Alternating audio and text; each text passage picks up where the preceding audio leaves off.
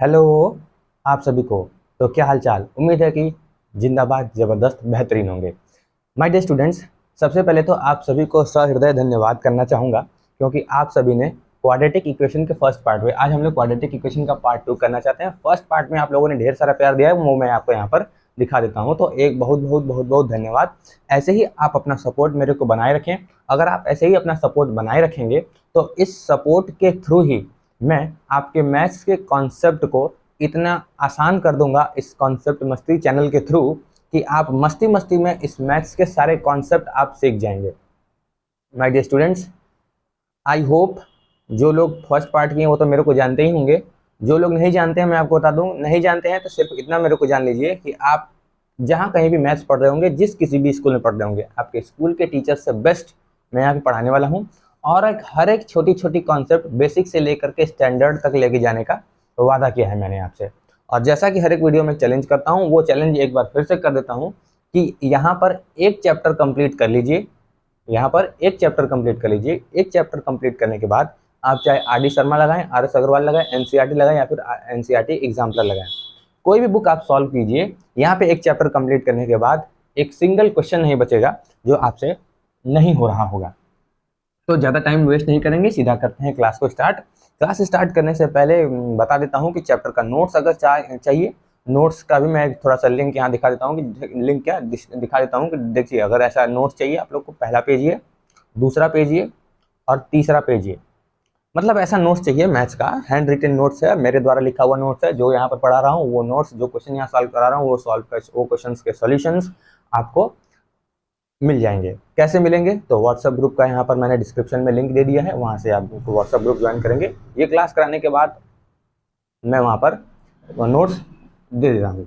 ठीक है, चलिए ज़्यादा टाइम वेस्ट नहीं करेंगे, सीधा करते हैं क्लास को स्टार्ट। देखिए, सबसे पहले पार्ट में हम लोग क्वाड्रेटिक इक्वेशन का पार्ट 2 आज हम लोग करने वाले हैं। पार्ट 1 हम लोगों ने सीखा था कि क्वाड्रेटिक इक्वेशन क्या होता है, क्वाड्रेटिक इक्वेशन के रूट्स कितने होते हैं, क्वाड्रेटिक इक्वेशन का रूट्स क्या होता है, और रूट्स के ऊपर जो नॉर्मल बेसिक सवाल बनने हैं उन सभी बेसिक सवालों को हमने किया था। तो आज मैं एक बार बता दूंगा, थोड़ा सा रिकैप कर दूंगा 2 मिनट में कि रूट्स क्या होता है। और देखिए, किसी भी क्वाड्रेटिक इक्वेशन का रूट फाइंड आउट करने का हमारे पास मुश्किल से 3-4 तरीका होता है। तो सबसे पहला तरीका होता है हमारा फैक्टराइजेशन। फैक्टराइजेशन मेथड से हम किसी भी क्वाड्रेटिक इक्वेशन के रूट्स फाइंड आउट करते हैं। तो रूट्स फाइंड आउट करते हैं, तो आज उसी क्वाड्रेटिक इक्वेशन का फैक्टराइजेशन मेथड से यहाँ पर मैं कुछ क्वेश्चन लेके आया हूँ।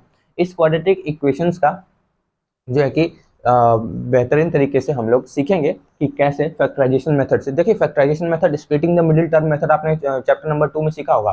हो सकता है कि कुछ लोगों को समझ में आ गया होगा, और ये भी हो सकता है कि बहुत लोगों को स्प्लिटिंग द मिडिल टर्म काफ़ी टफ लगा हो।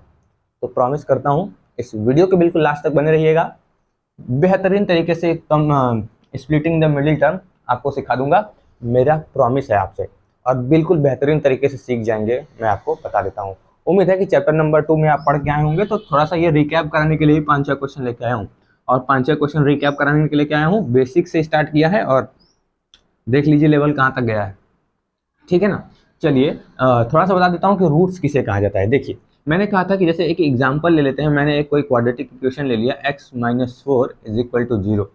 तो इस क्या ये कोई क्वाड्रेटिक इक्वेशन है? आप कहेंगे कि हाँ जी भैया, ये तो क्वाड्रेटिक इक्वेशन है। तो ये जो क्वाड्रेटिक इक्वेशन है, इस क्वाड्रेटिक इक्वेशन की वो वैल्यू, क्या कहा मैंने, इस क्वाड्रेटिक इक्वेशन की वो वैल्यू, क्वाड्रेटिक इक्वेशन में यहाँ पर जो आपको वेरिएबल दिख रहा है, इस वेरिएबल की वो वैल्यू होगी, वेरिएबल की वैल्यू जो इस इक्वेशन को सेटिस्फाई करेगी। इक्वेशन को सेटिस्फाई करने का मतलब क्या कि LHS = RHS हो जाएगा। इस वेरिएबल की वैल्यू होगी, जो इस वेरिएबल की वैल्यू को यहाँ पर पुट करने के बाद LHS = RHS अगर हो जाएगा, तो यहाँ पर उस x की वैल्यू को, उस वेरिएबल की वैल्यू को ही हम क्या कह देते हैं, रूट्स कह देते हैं। और किसी भी क्वाड्रेटिक इक्वेशन के पास रूट्स कितने होते हैं, तो वो रूट्स जो होते हैं वो एग्जैक्टली 2 होते हैं। यहाँ तक हम लोगों ने बात पिछले वीडियो में कर चुका था, हम लोगों ने यहाँ तक बात कर लिया था। तो आज हम लोगों को क्या करना है भाई, आज हम लोगों को सिर्फ इतना ही करना है कि ये जो रूट्स हैं, इन रूट्स को कैसे फाइंड आउट करते हैं। देखिए, बिल्कुल बेसिक से बात करेंगे, बिल्कुल इत्मीनान से रहिए, बिल्कुल एकदम चिल होके देखिएगा। सबसे पहला क्वेश्चन क्या है, मैं यहाँ पर लिख लेता हूँ, क्या है, 9x² - 3x -2 is equal to 0। अब देखिए स्प्लिटिंग द मिडिल टर्म से मैं जो है कि यहाँ पर इसके रूट्स फाइंड आउट कर रहा हूँ, यानी कि इस x की वैल्यू फाइंड आउट कर रहा हूँ। तो देखिए जब भी आपको किसी भी क्वाड्रेटिक इक्वेशन में x की वैल्यू फाइंड आउट करना है तो आपको दो चीज़ों का ध्यान रखना है। दो चीज़ों की, कौन सी दो चीज़ों का याद ध्यान रखना है भैया? कि आपको यहाँ पर एक सम का याद रखना है, सम क्या होना चाहिए और प्रोडक्ट क्या होना चाहिए। अब आपके मन में आ रहा होगा, अगर आपने नहीं पढ़ा होगा पहले से, तो आपके मन में आ रहा होगा कि भैया सम किस चीज़ का और प्रोडक्ट किस चीज़ का। तो सम, आप इतना ध्यान रखिए, हमें कोई दो नंबर्स को सोचना है, अपने दिमाग में उन दो नंबर्स को लेके आना है, उन दो नंबर्स को जिन दोनों नंबर्स का सम इस b के बराबर हो, यानी कि इस क्वाड्रेटिक इक्वेशन का जो जनरल फार्मूला होता है हमारे पास ax² plus bx plus c इस quadrate is equal to 0। Quadratic equation का जो जनरल फार्मूला है, इस जनरल फार्मूला में यहाँ पर जो b है उसके बराबर होना चाहिए जो हम दो नंबर सोचेंगे उसका सम। तो जो दो नंबर सम सोचेंगे सम, तो वो सम b के बराबर क्या है? b यहाँ पर क्या है हमारा? तो b है -3। और प्रोडक्ट होना चाहिए a और c का, नहीं मतलब समझे, 9 का और -2 का। 9 का और -2 का जब हम प्रोडक्ट करेंगे तो आएगा हमारे पास भैया -18। तो आपको क्या करना है? दो नंबर्स, कुछ ऐसे नंबर्स सोचने हैं, दो नंबर्स कुछ ऐसे नंबर्स सोचने हैं जिनका सम आ जाए -3 और जिनका प्रोडक्ट आ जाए -18। देखिए बिल्कुल शाम एकदम इत्मीनान से सोचिए। अगर नहीं सोच पा रहे होंगे तो इस प्रोडक्ट वाले नंबर को उठाइए। प्रोडक्ट वाले नंबर में क्या है भैया? आप कहेंगे कि 18 है, तो इस 18 का एक बार प्राइम फैक्टराइजेशन कर दीजिए। आई होप कि वहां पर मैंने जो 18 प्राइम फैक्टराइजेशन करने के लिए लिखा है दिख रहा होगा। ठीक है जी, दिख रहा है। आइए देखिए यहाँ पर जो 18 लिखा हुआ है, इस 18 का प्राइम फैक्टराइजेशन कीजिए। 2 9 जा 18, क्लियर है? 3 3 जा 9 और 3 1 जा। अब आप देखिए मेरे को, मैं क्या करता हूं, इन्हीं तीन नंबर्स का यूज करके हमें क्या करना होगा? दो नंबर ऐसा बनाना होगा कि उसका सम कितना आ जाए? -3 आ जाए, प्रोडक्ट कितना आ जाए? -18 आ जाए। तो यहाँ पर देखिए मैं इस 2 और 3 को लेता हूँ, 2 और 3 को मल्टीप्लाई करूंगा, क्या आ जाएगा? 6। और यहाँ पर एक मैंने 3 लिया हुआ है, तो 6 हो गया, एक 3 हो गया। मल्टीप्लाई करने के बाद क्या आ रहा है? 18 आ रहा है, लेकिन हमें प्रोडक्ट कितना चाहिए? -18। तो इसका मतलब कि इन दोनों में से कोई एक नंबर जो है वो नेगेटिव होगा। आप कहेंगे कि हाँ जी भैया सही कह रहे हैं आप, सही जा रहे हैं। तो देखिए सम अब किसको माइनस करना है किसको प्लस करना है वो देखने के लिए, वो करने के लिए हमारे पास आना पड़ेगा सम के पास। तो देखिए जोड़ने के बाद भी हमारा ये जो साइन आ रहा है वो माइनस का आ रहा है। तो जब जोड़ने के बाद साइन, जो भी साइन लगता है इंटीजर के हिसाब से वो बड़े वाले नंबर का लगता है। इसका मतलब क्या कि बड़े वाले नंबर पे माइनस लग जाना चाहिए। अब एक बार चेक करके देखिए, क्रॉस चेक करके देखिए, क्रॉस चेक करके ये -6 और 3, जब इस -6 और 3 को जब हम ऐड करते हैं तो क्या -3 आ रहा है? बिल्कुल ठीक आ रहा है। अब ये देखिए प्रोडक्ट करने के बाद -18 आ रहा है, क्या? तो 6 3 जा 18 और माइनस का है यहाँ पर 6, तो -18। बिल्कुल ठीक, हम लोगों ने वो नंबर सेलेक्ट कर लिया है, वो दो नंबर्स जिनका सम क्या आ रहा है? -3 यानी इस b के बराबर, और प्रोडक्ट कितना आ रहा है? इस -18 9 और -2 के प्रोडक्ट के बराबर। तो वो दो नंबर्स हमारे पास है -6 और 3। तो देखिए हमें कुछ नहीं करना है, इस मिडिल टर्म को स्प्लिट करना है इन्हीं दो टर्म्स में। तो देखिए यहाँ पर पहला हमारे पास क्या है? 9x² minus 3x minus 2 is equal to 0। अब इस मिडिल टर्म को क्या मैं ये लिख सकता हूँ? इस मिडिल टर्म को क्या ये लिख सकता हूँ? कैसे लिख सकता हूँ? आइए देखिए, 9x² minus 6x plus 3x। देखिए इस -6x यहाँ पर लिखा हुआ है, -6x प्लस 3x, दोनों को ऐड करने पर -3x आएगा कि नहीं आएगा? क्या मैंने इसी मिडिल टर्म को स्प्लिट कर दिया है? इसी मेथड को हम कह देते हैं splitting the middle term. Middle term को स्प्लिट कर देना। अब देखिए यहाँ पर जो कॉमन सॉमन होगा वो कॉमन सॉमन ले लेंगे। यहाँ पर देखिए, यहाँ पर और यहाँ पर आपको कॉमन क्या दिख रहा होगा? सबसे पहले तो यहाँ पर भी x है, एक यहाँ पर भी x है, तो x कॉमन हो गया। फिर देखिए यहाँ पर भी 3 आपको कॉमन दिखेगा, यहाँ पर भी आपको 3 कॉमन दिखेगा, तो 3x, यहाँ पर भी 3x है, यहाँ पर भी 3x है, कॉमन लेने तो आता ही होगा। ठीक है, 3x हमने कॉमन ले लिया। अब हमारे पास यहाँ ब्रैकेट में क्या बचेगा? हमारे पास यहाँ बचेगा, देखिए 3x जब मैंने यहाँ से बाहर ले लिया है तो क्या यहाँ पर 3x बचा होगा? देखिए इस 3x का 3x में मल्टीप्लाई कीजिए, 9x² आएगा। बिल्कुल ठीक, बिल्कुल ठीक। यहाँ पर देखिए अब यहाँ क्या बचेगा? यहाँ बचा हमारा -2। फिर यहाँ पर देखिए दोनों में कुछ कॉमन है, नहीं कॉमन है, तो आप क्या करेंगे, +1 कॉमन ले लीजिए। कुछ भी कॉमन नहीं है तो +1 ले लिया जाता है, ये तो पता ही होगा। देखिए यहाँ पर 3x - 2, यहाँ पर लिख दीजिए 3x - 2।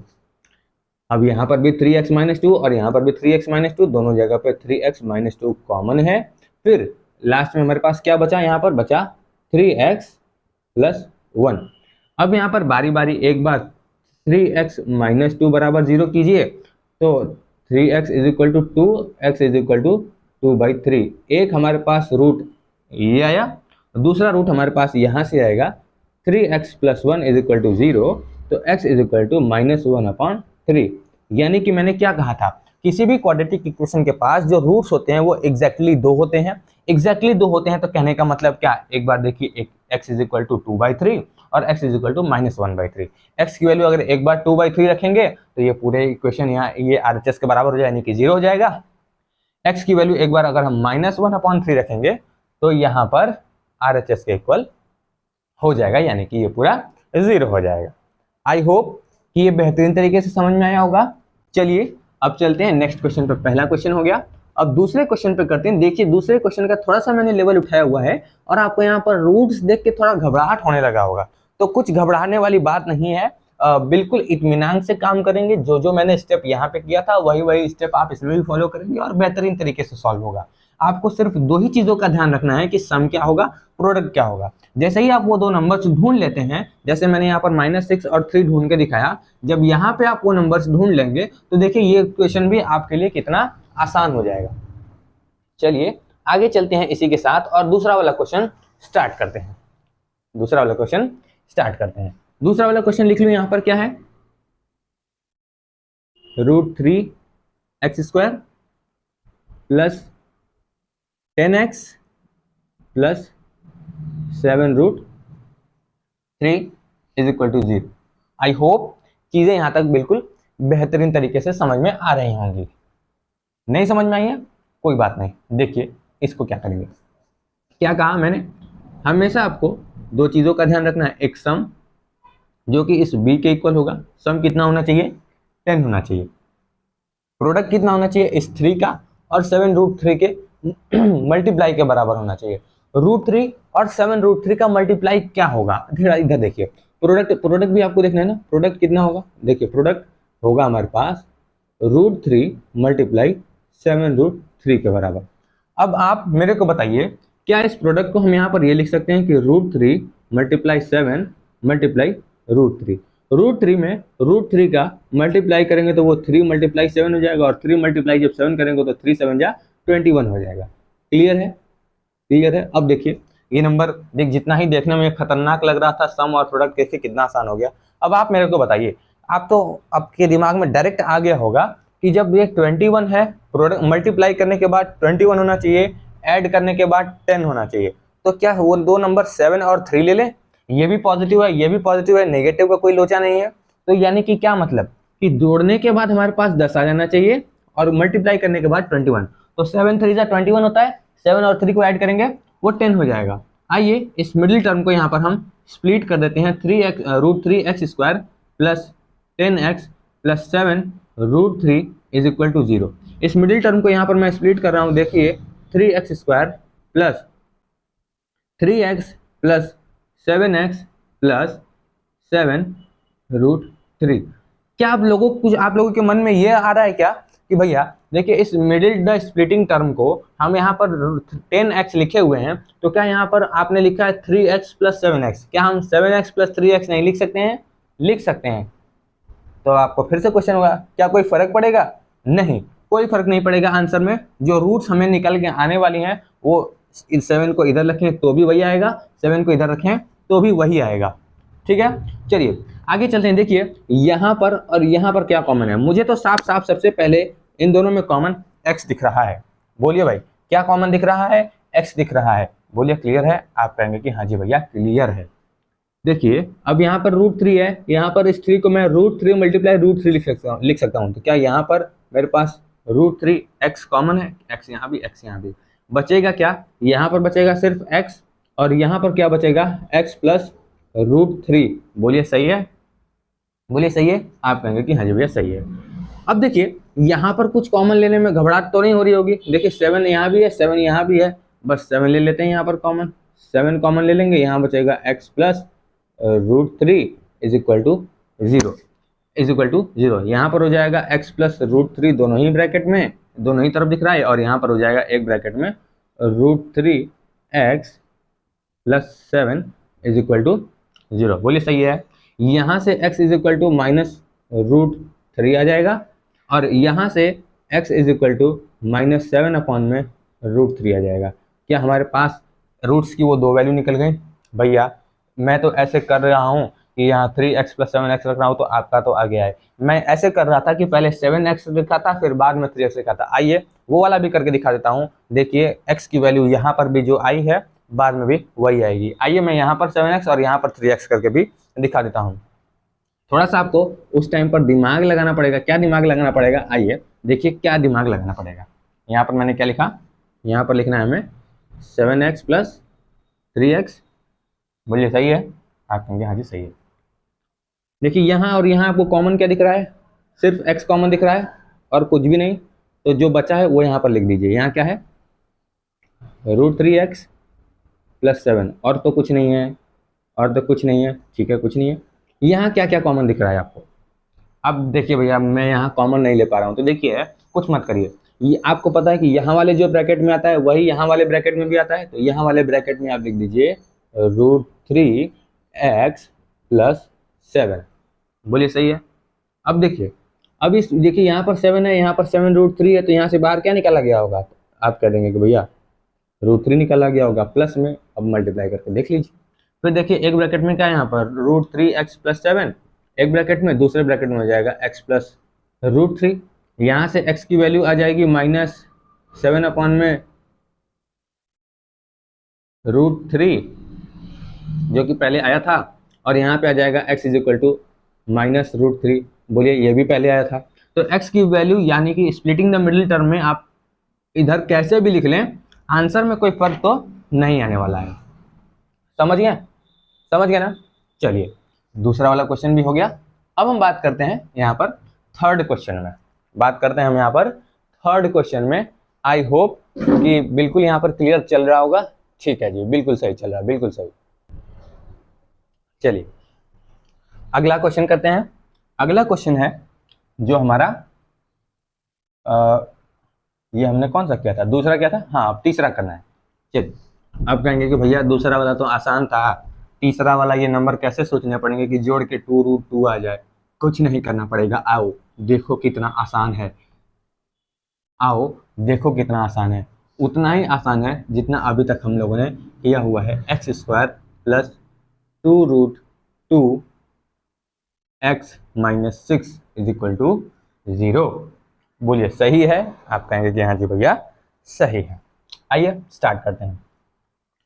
मैंने क्या कहा? जब भी किसी भी क्वाड्रेटिक इक्वेशन का रूट्स निकालना होगा तो आपको दो चीज़ों का ध्यान रखना होगा कि सम इस b के बराबर होना चाहिए, यानी कि 2 यहाँ पर 2√2 के बराबर होनी चाहिए, और प्रोडक्ट यहाँ पर कितने के बराबर होना चाहिए? यहाँ पर देखिए -6 है और यहाँ पर 1 है, तो क्या मल्टीप्लाई -6 के बराबर होना चाहिए। आप कहेंगे कि हाँ जी भैया सही कह रहे हैं। हमको आप एक बात बताइए, जब किसी दो नंबर का सम किया जाएगा और उस सम में √2 आ रहा है, तो क्या उन दोनों नंबर्स में भी √2 होगा या नहीं होगा? कुछ का जवाब होगा यस सर, कुछ का जवाब होगा नो सर। तो जिनका नो सर है आइए बदलते हैं यस सर में। देखिए हमको एक बात बताइए, मान लीजिए कि यहाँ पर 2x है और यहाँ पर 3x है, तो आप क्या करते? जोड़ने के बाद क्या आएगा? आप कहेंगे कि भैया 5x आएगा। सही ना? मैं कहूँगा कि देखिए यहाँ पर x है और यहाँ पर x है, दोनों को जोड़ने के बाद क्या आएगा? तो आप कहेंगे 2x। यही ना? हाँ जी। तो देखिए यहाँ पर जोड़ने के बाद जो x आया है, यहाँ पर जोड़ने के बाद जो x आया है, उन दोनों नंबर्स में x रहा है तभी तो x आया है। ठीक उसी तरीके से जैसे मान लीजिए यहाँ पर है 5√2 प्लस 3√2, तो ये क्या हो जाएगा? 5√2 और 3√2 दोनों क्या हो जाएगा? दोनों को ऐड कर देंगे, हो जाएगा 8√2। यानी कि किसी नंबर को जब हमने ऐड किया है, किसी नंबर को जब हमने ऐड किया है तो √2 आया है। तो √2 कब आएगा? जब उन दोनों नंबर्स में भी √2 रहा होगा तभी तो आएगा ना। बिल्कुल यही तो कह रहा था कि तो यहाँ पर देखिए किसी दो नंबर्स को जोड़ने के बाद 2√2 आया है, तो जो दोनों नंबर को हम जोड़े होंगे उन दोनों नंबर में भी √2 आया होगा। तो आप कहेंगे कि हाँ जी भैया आया होगा। अब यस, जिसका जवाब नो सर में था उसका जवाब यस सर में बदल गया होगा। तो आइए मैं थोड़ा यहाँ पर नंबर वो सेलेक्ट करने में थोड़ा आपको मदद करता हूँ। देखिए मैंने क्या कहा, अभी इसको जोड़ने के बाद √2 आया है तो दोनों ही नंबर्स में √2 रहा होगा। आप कहेंगे कि हाँ जी रहा होगा। अब मेरे को आप बात बताइए, इन दोनों नंबर्स को जब मैं मल्टीप्लाई करूंगा, प्रोडक्ट कितना होना चाहिए -6, मल्टीप्लाई करूंगा तो हमारे पास क्या आएगा, ये 2 आएगा। आप कहेंगे कि हाँ जी भैया। अब इन दोनों को मल्टीप्लाई करने के बाद अगर मैं इस 2 में 3 का भी मल्टीप्लाई कर दूं तो क्या 6 आएगा? आप कहेंगे कि हाँ जी आएगा। तो मतलब इन दोनों में किसी एक नंबर में मैंने 3 भी लगा दिया। बोलिए सही है। अब इन दोनों को मल्टीप्लाई करके देखिए, √2 का मल्टीप्लाई करेंगे 2 और 2 में 3 का मल्टीप्लाई करेंगे 6, लेकिन प्रोडक्ट क्या आ रहा है -6। तो इसका मतलब कि इन दोनों में कोई एक नंबर जो है वो माइनस में होना चाहिए। आप कहेंगे कि हाँ जी भैया होना तो चाहिए, लेकिन अब किस में माइनस लगाना है ये डिपेंड करेगा कि सम क्या आया हुआ है।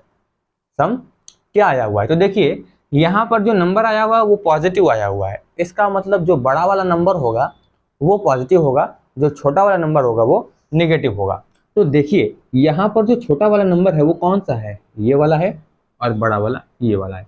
अब इन दोनों को ऐड करके देखिए, क्या ऐड करने के बाद 2√2 मल्टीप्लाई करने के बाद -6 आ गया, क्या आ गया, क्या 2√2 और प्रोडक्ट आ गया -6। बोलिए सही है। आप कहेंगे कि हाँ जी भैया सही है। तो चलिए आगे करते हैं और यहाँ पर कॉमन सॉमन लेके काम खत्म करते हैं इस क्वेश्चन का, और इस क्वेश्चन के बाद बढ़ते हैं क्वेश्चन नंबर 4 पे। तो हमारे पास स्प्लिटिंग द मिडिल टर्म से x + 2 √2x - 6 बराबर 0, और स्प्लिटिंग द मिडिल टर्म से हमारे पास एक नंबर आया था क्या 3√2 और दूसरा वाला नंबर आया था क्या -√2।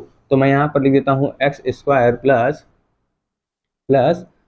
3√2x -√2x - 6 बराबर 0। देखिए यहाँ कुछ कॉमन नहीं है तो क्या कॉमन हो जाएगा हमारे पास, यहाँ कुछ कॉमन नहीं है तो सिर्फ x कॉमन दिख रहा है। यहाँ पर बचेगा x, बीच में प्लस है 3√2।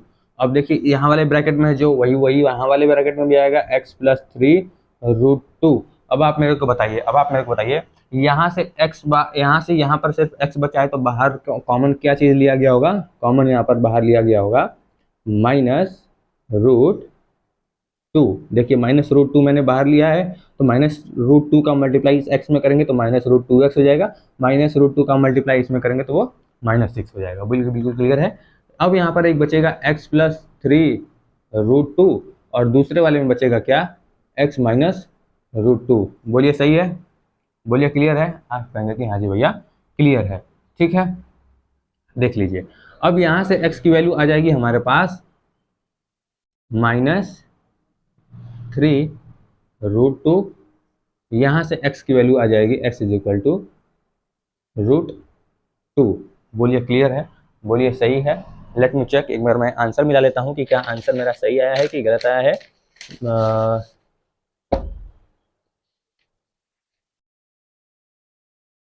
चलिए बिल्कुल ठीक। आई होप क्वेश्चन नंबर 3 तक बेहतरीन तरीके से समझ में आ गया होगा। तो अब क्वेश्चन नंबर 4 पे चलेंगे। अब क्वेश्चन नंबर 4 को जब आप ये देख रहे होंगे तो आपको समझ में आ रहा होगा कि सर हाई कैसे होगा। तो देखिए कैसे होगा, मैं मार्कर लिया हूँ, मार्कर से होगा। आप पेन लिए हैं, पेन से होगा। आप में से ही कोई पेंसिल लिया है, पेंसिल से होगा। और अगर मैंने मार्कर लिया, आपने पेंसिल लिया, किसी ने पेन लिया, अगर इनके साथ किसी के पास दिमाग भी होगा तो उस दिमाग से भी होगा। चलिए स्टार्ट करते हैं इस क्वेश्चन को। Question number 4, 1/x - 2 plus 2/x - 1 is equal to 6/x। देखिए अब इसको मैं सॉल्व करने जा रहा हूँ। देखिए इसको सॉल्व करने के लिए क्या करना पड़ेगा, सबसे पहले बिल्कुल सिंप्लीफाई करना पड़ेगा। ये कोई भी इक्वेशन आपको सॉल्व करने के लिए देगा, इक्वेशन की ऐसे सॉल्व करो और पूरा भौकाल बनाए हुए रहेगा। अब जब भी ये पूरा भौकाल बनाए हुआ रहेगा, इस भौकाल बनाए हुए रहेगा तो आप इसको औकात में लेके आएंगे, आप इसको इसके औकात में लेके आएंगे। जब आप इसको औकात में लेके आएंगे तो क्या होगा, यहाँ पर कुछ नहीं होगा, एलसीएम लेना पड़ेगा। x-2 का एलसीएम ले लीजिए और x-1 का एलसीएम ले लीजिए। जब x-2 का एलसीएम लेंगे और x-1 का एलसीएम लेंगे तो यहाँ पर क्या हो जाएगा, देखिए जब इस x-2 का एलसीएम लेंगे, इस x-2 को इसके बराबर बनाना पड़ेगा तो x-1 से मल्टीप्लाई करना पड़ेगा। तो यहाँ पर ऊपर 1 से मल्टीप्लाई कर देंगे, x-1 का 1 से मल्टीप्लाई करेंगे तो एज इट इज वो ऐसे ही रह जाएगा।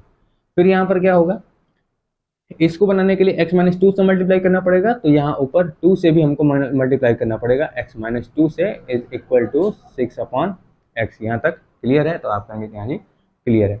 फिर देखिए यहाँ पर ऊपर वाले को सॉल्व करेंगे, नीचे वाले को सॉल्व करेंगे, सिंप्लीफाई करते जाएंगे। देखिए x-1 एज इट इज रहेगा, प्लस 2 का मल्टीप्लाई इसमें करेंगे 2x, इसमें 2 का मल्टीप्लाई करेंगे तो ये हो जाएगा -4 अपॉन में। देखिए यहाँ पर क्या है, x-2 और x-1, तो x का मल्टीप्लाई एक बार x-1 से होगा और फिर यहाँ पर -2 का मल्टीप्लाई एक बार x-1 से होगा, बराबर 6/x। बोलिए क्लियर है यहाँ तक? आप कहेंगे कि हाँ जी क्लियर है। फिर देखिए यहाँ पर क्या है, x है और 2x है, इसको ऐड करेंगे तो हो जाएगा 3x, -1 है और -4 है, जब इसको ऐड करेंगे तो हो जाएगा -5। फिर नीचे देखेंगे, नीचे मल्टीप्लाई करेंगे, ये हो जाएगा x², x का मल्टीप्लाई x में करेंगे x², x का मल्टीप्लाई -1 में करेंगे तो x का मल्टीप्लाई -1 में करेंगे तो -x, -2 का मल्टीप्लाई इस x में करेंगे तो ये हो जाएगा -2x, और यहाँ पर -2 का मल्टीप्लाई -1 में करेंगे तो हो जाएगा +2। बोलिए यहाँ तक क्लियर है? आप कहेंगे कि हाँ जी क्लियर है। Is equal to 6/x। ठीक है? हाँ जी ठीक है। अब देखिए यहाँ पे हमारे पास क्या है, ऊपर हमारे पास बचा हुआ है 3x - 5 और नीचे क्या है, नीचे है यहाँ पर x² और यहाँ पर -x है और -2x है, इन दोनों को ऐड करेंगे -3x और यहाँ पर +2 is equal to 6/x। I hope कि नीचे यहाँ दिख रहा होगा। चलिए नीचे नहीं दिख रहा होगा, मैं इसको इधर सॉल्व कर देता हूँ। अब देखिए यहाँ पर क्या करेंगे, इस क्रॉस मल्टीप्लाई, इस x का मल्टीप्लाई इसमें करेंगे, 6 का मल्टीप्लाई इसमें करेंगे। तो आइए मैं यहाँ पर करता हूँ। x का मल्टीप्लाई हमें किस में करना है, x का मल्टीप्लाई करना है हमें 3x - 5 में, बराबर किसके होगा, 6 का मल्टीप्लाई करना होगा हमें इसमें, किसमें करना होगा, 6 का मल्टीप्लाई x² -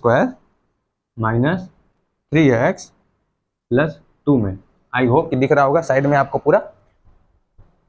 हाँ जी दिख रहा है। चलिए फिर देखिए x का मल्टीप्लाई इसमें करेंगे, ये हो जाएगा 3x², x का मल्टीप्लाई इसमें करेंगे हो जाएगा -5, 6 का मल्टीप्लाई इसमें करेंगे तो हो जाएगा 6x², 6 का मल्टीप्लाई इसमें करेंगे तो -18x। अब ये देखिए 6 का मल्टीप्लाई जब हम इसमें करेंगे तो ये हो जाएगा +12। अब इन सभी चीज़ों को इधर लेके आऊँगा तो x² की चीज़ x² में घटे बढ़ेगी, x वाले टर्म में घटे बढ़ेगी और कांस्टेंट तो मान लीजिए बस उधर ही है। तो यहाँ से इधर लेके आएंगे तो साइन चेंज हो जाएगा। इसको जब साइन चेंज करेंगे 3x² - 6x², फिर यहाँ पर है -5x, 18 वाले को इधर लेके आएंगे तो ये जाएगा +18x और इस 12 को जब इधर लेके आएंगे तो -12 इज इक्वल टू 0। अब देखिए 3x² में से 6x² जाएगा तो कितना बचेगा, तो आप कहेंगे 3x² बचेगा। -5x है प्लस 18x है तो यहाँ पर क्या बचेगा, आप कहेंगे कि सर +13x बचेगा। तो फिर यहाँ पर -12 इज इक्वल टू 0। बोलिए सही है? चलिए अब यहाँ पे हमारे पास आ गया है एक क्वाड्रेटिक इक्वेशन। इस क्वाड्रेटिक इक्वेशन को सॉल्व करने के लिए सबसे पहली चीज़ वही दो चीज़ों का ध्यान रखना है, एक सम का ध्यान रखना है और दूसरा प्रोडक्ट का ध्यान रखना है। सम कितना होना चाहिए हमारे पास, तो देखिए भैया सम होना चाहिए हमारे पास इस b के बराबर, यानी कि सम होना चाहिए हमारे पास 13। प्रोडक्ट कितना होना चाहिए, -12 और -3 का मल्टीप्लाई, यानी कि प्रोडक्ट हमारे पास होना चाहिए 36। बिल्कुल सिंपल हमें दिख रहा है। देखिए क्या हमें बता रही है, दो नंबर हम सोच लेते हैं दिमाग में कि एक नंबर होगा 9 और दूसरा नंबर होगा 4। इनको ऐड करने पर क्या आ जाएगा 13 और मल्टीप्लाई करने पे क्या आ जाएगा 36। 9 4 जा 36 और 9 और 4 को जब ऐड करेंगे तो हो जाएगा 13। ठीक है यहाँ तक। अब आगे चलेंगे, 13 है ना, 13 के बाद अब स्प्लिटिंग द मिडिल टर्म से हमने कौन सा नंबर सोचा, 9 और 4, 9 सोचा और 4 सोचा। तो अब 9 और 4 को जब मैं यहाँ पे करूँगा -3x² plus 9x plus 4x - 12 is equal to 0। इसको मैंने स्प्लिट कर दिया यहाँ पर, इस 13x को स्प्लिट कर दिया है मैंने यहाँ पर। चलिए इस -3, अब यहाँ पर आप देखिए इन दोनों में कॉमन क्या दिख रहा होगा, इन दोनों में आपको कॉमन दिख रहा होगा सर यहाँ पर और यहाँ पर कॉमन है, यहाँ पर और यहाँ पर हमको दिख रहा है कॉमन। ले लेता हूँ मैं -3x कॉमन ले लिया। देखिए -3 यहाँ भी दिख रहा होगा, -3 यहाँ भी दिख रहा होगा, -3x कॉमन ले लिया तो यहाँ पर क्या बचेगा, यहाँ पर बचेगा x और यहाँ पर क्या बचेगा, यहाँ पर बचेगा x माइनस 3। बोलिए सही है। फिर जब यहाँ पर मैं कॉमन लूँगा तो क्या हो जाएगा, यहाँ पर हमें +4 कॉमन दिख रहा है और यहाँ पर हो जाएगा x minus 3 is equal to 0। फिर यहाँ पर एक ब्रैकेट में x माइनस 3 और दूसरे वाले ब्रैकेट में हो जाएगा हमारा -3x प्लस 4। यहाँ से जो है हमारे पास x की वैल्यू 3 चली आएगी और यहाँ से जो x की वैल्यू है ये हमारे पास आएगी 4/3। बोलिए भाई सही है। तो x की एक वैल्यू यहाँ पर 3 हो जाएगी, दूसरी वैल्यू हो जाएगी 4/3। बिल्कुल सेम इसी तरीके से। देखिए कुछ इस सवाल में ज़्यादा कुछ है नहीं, सिर्फ और सिर्फ कैलकुलेशन है। थोड़ा कैलकुलेशन जब आपको अगर यहाँ कैलकुलेशन दिख रहा है, क्वेश्चन नंबर 4 भी हमने कर लिया, तो इस क्वेश्चन नंबर 5 में क्या होगा आपका हाल। इस क्वेश्चन नंबर 5 में तो और ज़्यादा कैलकुलेशन है। तो इस क्वेश्चन नंबर 5 को सॉल्व करने के लिए मैं यहाँ से उसको सॉल्व करूँगा और क्वेश्चन नंबर 5 को मैं यहाँ पर दोबारा लिखूंगा, फिर नीचे मिटाऊंगा सारा चीज़ें। ठीक है, इस क्वेश्चन नंबर 6 को एक बार मैं यहाँ लिख लेता हूँ। आई होप कि यहाँ पर क्वेश्चन नंबर 6 लिख रहा होगा। क्वेश्चन नंबर 6 मैं यहाँ पे लिख रहा हूँ। क्वेश्चन नंबर 6 है x माइनस 1 का होल स्क्वायर माइनस 5 ब्रैकेट में x minus 1 minus 6 is equal to 0। Question number 6 मैंने यहाँ पर ऊपर लिख दिया है, तो मैं यहाँ पर मिटा सकता हूँ। आप कहेंगे कि हाँ जी भैया मिटा सकते हैं। अब देखिए क्वेश्चन नंबर 5 में और ज़्यादा कैलकुलेशन है, तो मुझे थोड़ा जगह की ज़रूरत चाहिए। तो मैं अब ये सारे क्वेश्चन हमारे हो चुके हैं, तो इन सारे क्वेश्चन को मैं यहाँ मिटा देता हूँ। ठीक है, मैं तो कहूँगा कि एक बार वीडियो पॉज करके आप इस क्वेश्चन नंबर 6 को कीजिए। क्वेश्चन नंबर 6 को कीजिए।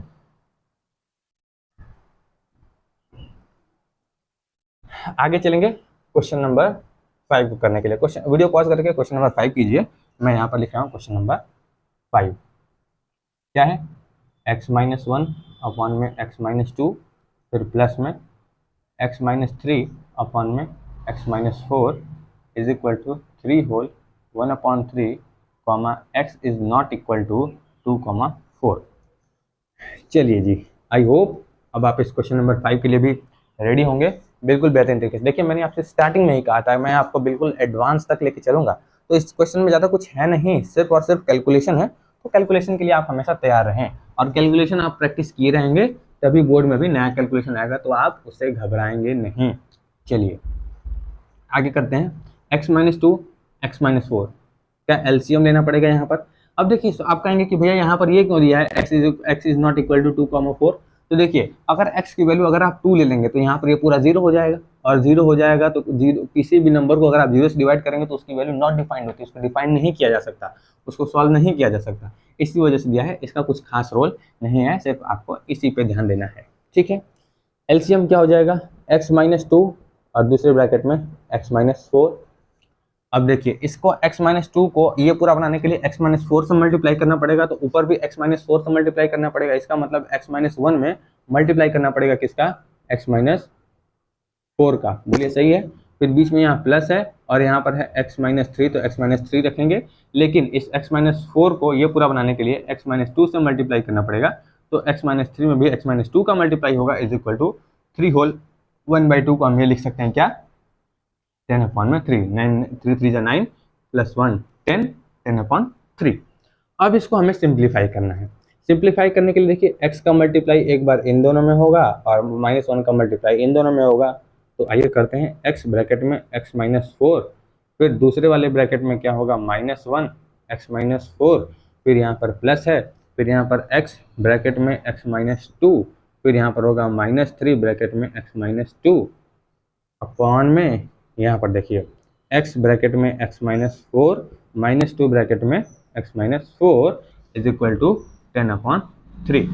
बोलिए क्लियर है, यहाँ तक समझ में आ रही है चीज़ें, बिल्कुल समझ में आ रही होंगी। बेहद आसान है, सिर्फ कैलकुलेशन है। कैलकुलेशन करने से डरिए नहीं, कैलकुलेशन कीजिए, डट के कैलकुलेशन कीजिए मैथ्स में। इसीलिए नेवर गिव अप बोला जाता है। इतने ज़्यादा कैलकुलेशन देख के आप गिव अप मत कीजिएगा।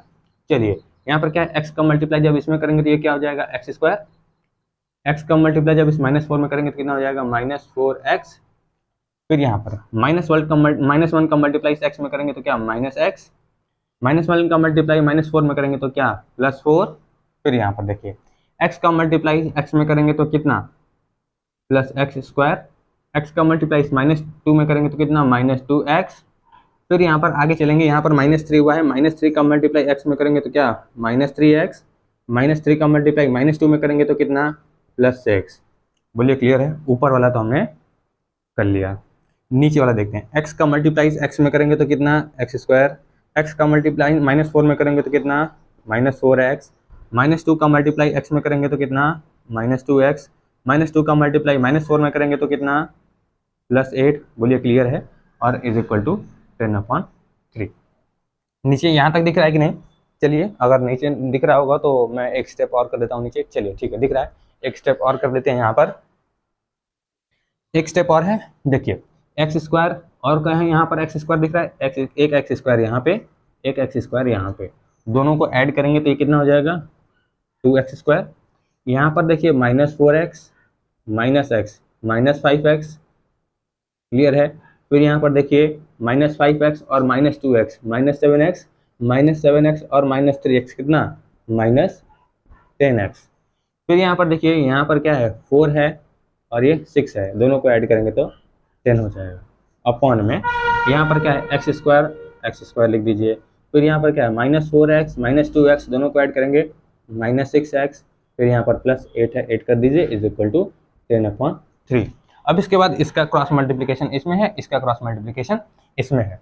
आई होप कि वहाँ नीचे दिख रहा होगा। ठीक है जी, दिख रहा है। अब इसके बाद हम आगे चलते हैं यहाँ से इसके बाद वाला स्टेप देखिए, इस नीचे वाला का मल्टीप्लाई 10x में करना है, ऊपर वाले का मल्टीप्लाई 3 में करना है। तो मैं 3 का मल्टीप्लाई पहले कर रहा हूँ इधर। 3 का मल्टीप्लाई किस में करना है 2x स्क्वायर में, यहाँ से लिया मैंने 2x स्क्वायर। फिर देखिए -10x, फिर यहाँ पर देखिए +10 इज इक्वल टू 10 का मल्टीप्लाई करेंगे, किस में करेंगे इस नीचे वाले में, x स्क्वायर -6x +8। आइए 3 का मल्टीप्लाई इसमें करेंगे, कितना हो जाएगा 3 2 जा 6x स्क्वायर। 3 का मल्टीप्लाई इसमें करेंगे -30x, 3 का मल्टीप्लाई इसमें करेंगे +30 इज इक्वल टू 10 का मल्टीप्लाई इसमें करेंगे, कितना हो जाएगा 10x स्क्वायर। फिर 10 का मल्टीप्लाई इसमें करेंगे -60x, 10 का मल्टीप्लाई इसमें करेंगे +80। अब आइए आगे बात करते हैं। इन सभी चीज़ों को इधर लेके आऊँ, एक क्वाड्रेटिक इक्वेशन बनाऊँ, तो 6x स्क्वायर और ये 10x स्क्वायर इधर आएगा तो -10x स्क्वायर। यहाँ पर है -30x और ये जो है ये तो 60x हो जाएगा ना, यहाँ मल्टीप्लाई करने को 10 का मल्टीप्लाई 6x में करेंगे तो 60x हो जाएगा। 60x जब इज इक्वल टू किधर आएगा तो +60x, बोलिए ठीक है।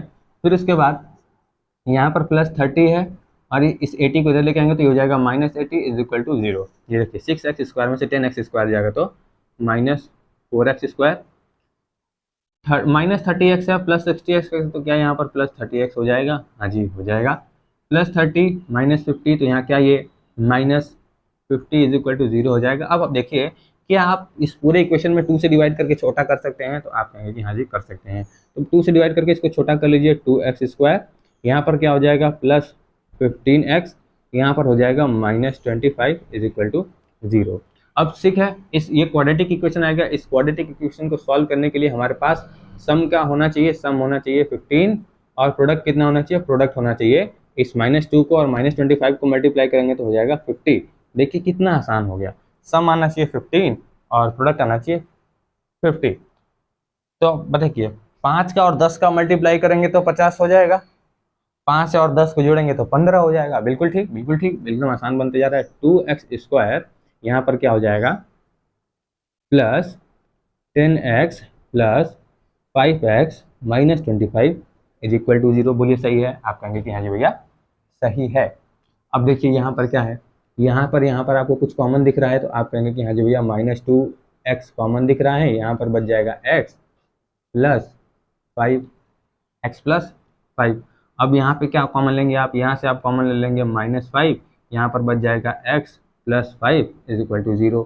एक ब्रैकेट में हो जाएगा x +5, दूसरे वाले ब्रैकेट में हो जाएगा -2x -5 इज इक्वल टू 0। तो यहाँ से x इज इक्वल टू हो जाएगा x इज इक्वल टू -5 और यहाँ से हो जाएगा x इज इक्वल टू 5/2। बोलिए क्लियर है।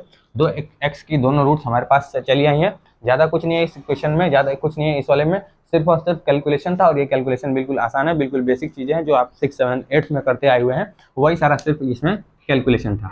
अब चलते हैं क्वेश्चन नंबर 6 पर, फिर उसके बाद रहने देते हैं आज के लिए। चलिए क्वेश्चन नंबर 6 को स्टार्ट करेंगे। क्वेश्चन नंबर 6 देखिए, मैंने यहाँ पर थोड़ा बड़ा भौकाल सवाल लिया था, इस वजह से क्वेश्चन नंबर 6 आपको थोड़ा बिल्कुल आसान क्वेश्चन दे दिया हूँ। थोड़ा इस क्वेश्चन को करके दिखाइए। आपने ऐसे क्वेश्चन चैप्टर नंबर 2 में भी किए होंगे और क्लास 9th में भी उम्मीद है कि यही होगा। आइए क्वेश्चन नंबर 6 को यहाँ पर लिखता हूँ। क्वेश्चन नंबर 6 है x-1 का whole square minus 5 x-1 minus 6 is equal to 0। देखिए x-1 का आप जब होल स्क्वायर करेंगे तो a माइनस बी के होल स्क्वायर के फॉर्मूले पे आप इसको एक्सपेंड कर देंगे। a स्क्वायर यानी कि x square plus b square यानी कि 1 का स्क्वायर प्लस 2 प्लस नहीं माइनस लगाएंगे माइनस 2 a की वैल्यू क्या इंटू x, b की वैल्यू क्या इंटू क्या इंटू होगी -1 माइनस 2ab, b की वैल्यू क्या है यहाँ पर, b की वैल्यू है 1। ठीक है, यहाँ पर फिर है -5 का मल्टीप्लाई x में करेंगे तो हो जाएगा -5x। फिर यहाँ पर देखिए इस -5 का मल्टीप्लाई करेंगे इस -1 में तो वो हो जाएगा +5। यहाँ पर है फिर -6। आइए यहाँ आगे सॉल्व करते हैं।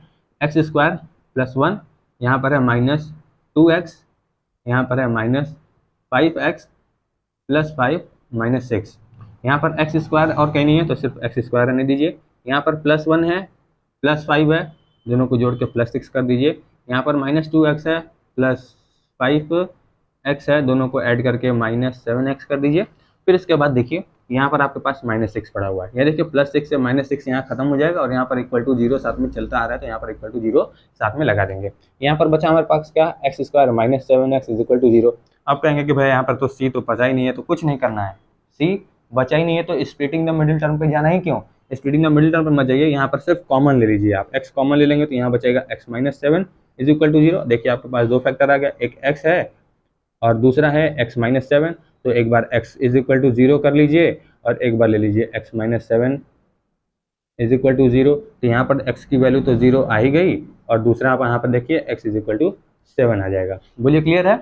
बिल्कुल क्लियर है। आई होप कि यहाँ तक बेहतरीन मजा आया होगा। अब कल से और भी लेवल अप में चलेंगे। मैंने आपको बताया था पहले ही वीडियो में कि पहला वीडियो बिल्कुल बेसिक होगा, बेसिक से धीरे धीरे लेवल पे लेके चलेंगे और जब मैं इस चैप्टर को ख़त्म कर रहा हूँगा तो आपका स्टैंडर्ड बाकी बच्चों से काफ़ी ऊपर चला जाएगा। ठीक है, तो ज़्यादा टाइम वेस्ट नहीं करते हैं। अब आज के लिए इतना ही। जय हिंद, जय भारत। अब मिलते हैं आप लोगों को नेक्स्ट वीडियो में।